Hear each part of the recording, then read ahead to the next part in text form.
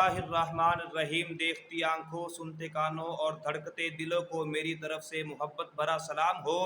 اور امید کرتا ہوں کہ تمامی دوست رب کائنات رب جل جلالہ کے فضل و کرم اور آقا علیہ الصلوۃ والسلام کے صدقہ توسل سے خیر و عافیت کے ساتھ ہوں گے۔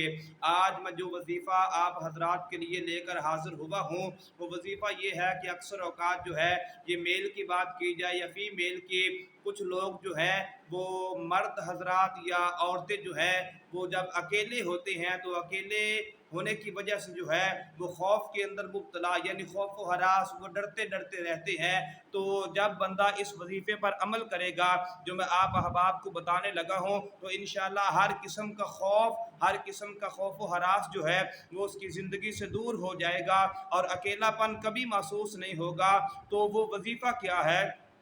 کہ یا واحدو 1001 مرتبہ پڑھ کر جو ہے وہ اکیلے میں 1001 مرتبہ پڑھ کر جو ہے اس کو اپنے اوپر بھوک مار لینی ہے۔ انشاءاللہ اس کے بعد جو ہے کبھی بھی اکیلے پن جو ہے، بعض اوقات جو ہے وہ کچھ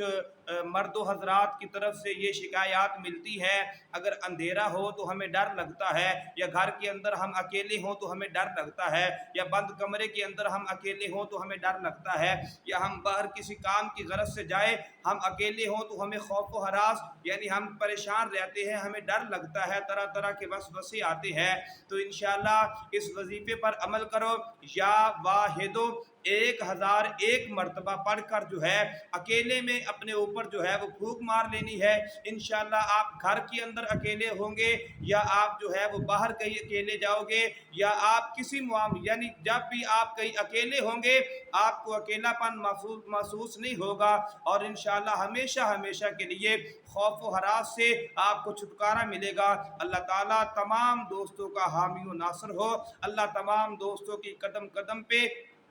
حفاظت فرمائے۔